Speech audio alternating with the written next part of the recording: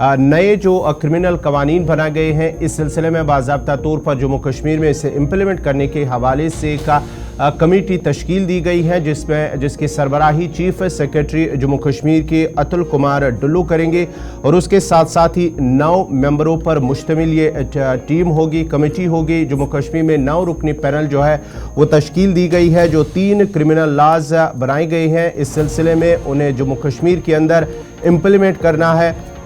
जो 3 criminal laws है उनमें भारतीय न्याय संहिता 2023, उसके साथ साथ ही भारतीय नागरिक सुरक्षा संहिता 2023 और भारतीय शिक्षा अधिनियम, ये 3 क्रिमिनल कवानीन हैं, उन्हें जम्मू कश्मीर के अंदर इम्प्लीमेंट करना है। और इस सिलसिले में बाज़ाब्ता तौर पर चीफ सेक्रेटरी अतुल कुमार डुल्लू की क़यादत में ये 9 मेंबरान पर मुश्तमिल एक कमेटी तश्कील दी गई है।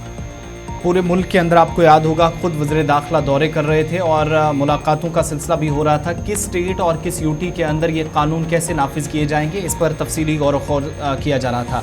इस सिलसिले में जम्मू कश्मीर के अंदर ये पेशरफ्त हुई है कि इंतज़ामिया की जानिब से आला सती पैनल, जिसमें 9 मेंबर्स शामिल किए गए हैं, जो बाज़ाब्ता तौर पर कवानीन का नफाज कैसे होगा उस पर हिकमत अमली तरतीब देंगे और फीडबैक सरकार को दिया जाएगा, जिसके बाद ऑफिशियली महकमा दाखिला की जानिब से इस पर काम किया जाएगा और लॉ डिपार्टमेंट की जानिब से। साथ साथ ये भी बताते चलें कि पूरे मुल्क की मुख्तलिफ रियासतों के अंदर स्टेट्स पर यह छोड़ा गया है कि अपनी सतह पर वो कैसे और कब से कवानीन को नाफिज कर सकते हैं। वैसे तो ऑफिशियल जो डेट है वो अनाउंस की गई है 1 जुलाई 2024, जिसके मुताबिक आप देखेंगे पूरे मुल्क के अंदर जो जब कवानीन नाफिज किए जाएंगे उस हिसाब से ये काम होना है। और जम्मू कश्मीर के अंदर जिन अफसरान को जिम्मेदारी दी गई है, इस ताल्लुक से मजीद बात करेंगे। हिलाल हंजूरी भी हमारे साथ ज्वाइन करेंगे। कुल मिलाकर आप देखेंगे यूटी लेवल पर आप देखेंगे जम्मू कश्मीर के अंदर जहां पर चीफ सेक्रेटरी अतुल कुमार डुल्लू को एक बड़ी जिम्मेदारी दी गई है और ये जिम्मेदारी उस वक्त दी गई जब जम्मू कश्मीर के अंदर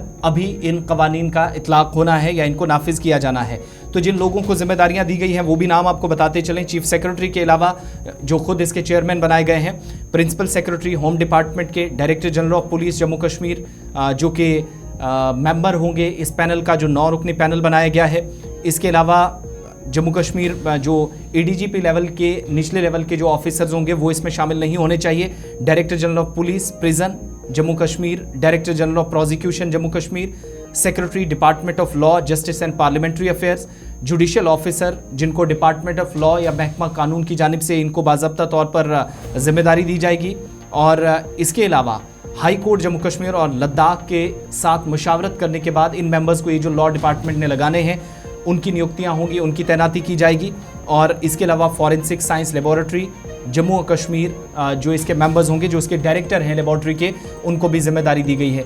तो यूटी के अंदर ये पहला ऐसा मौका होगा जहां पर इंतज़ामिया ने इन कवानीन के नफाज के लिए बाज़ाब्ता तौर पर ऑफिशियली पैनल तश्कील दे दिया गया है। चीफ सेक्रेटरी अतुल कुमार डुल्लू इसकी सरबराही करने वाले हैं। शुरुआत इसकी कुछ दिनों बाद हो जाएगी और बड़ी बात इसमें यह है कि यूनियन टेरिटरी के अंदर क्या 1 जुलाई 2024 से ये तीनों कवानीन जो आईपीसी और बाकी सारे मामलात को रिप्लेस करेंगे, यानी जो ब्रिटिशर्स के टाइम के जो कवानीन थे उनको रिप्लेस करने का जो फैसला लिया गया था करीब 150 बरस बाद, तो उनका इतलाक 1 जनवरी 2024 से शुरू हो जाएगा, जिसके मुताबिक काम होना है और इसी के लिए ये पैनल इसी मकसद से बनाया गया है।